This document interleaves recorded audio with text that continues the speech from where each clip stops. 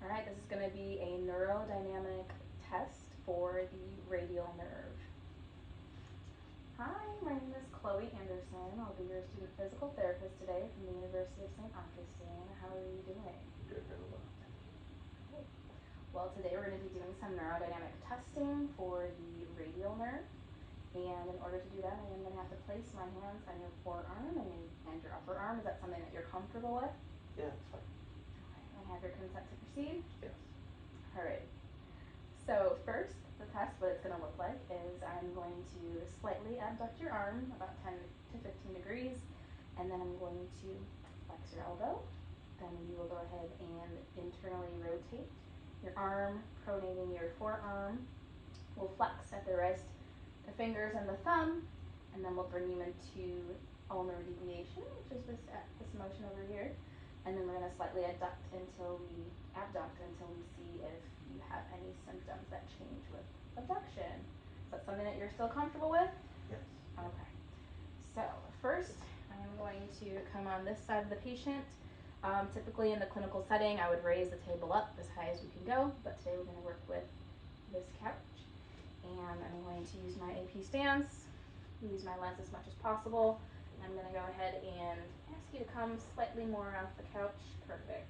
I'm going to stabilize the patient's scapula. First, I'm going to depress it and stabilize it with my anterior femur. I'm going to go ahead and like I said, abduct at the arm, and then we're gonna go ahead and go into elbow extension. Then we'll do our medial rotation, pronation at the forearm. We'll flex here at the wrist, as well as at the fingers and the thumb. Make sure we keep that elbow extended. And any symptoms with this? So you feel tightness in the forearm? Tightness in the forearm. Okay, we're gonna go ahead and make sure that it is due to nerve. Slightly abduct you here. Still good? This? Okay. And then go ahead and if you could bring your right ear to your right shoulder. Any symptoms with that? Yes. Okay. And you still feel them in the same place? Mm-hmm. Okay. So we can confirm that this is a positive test for the radial nerve. And now we're going to go ahead and go into some treatment. So we're going to go ahead and first perform a slider.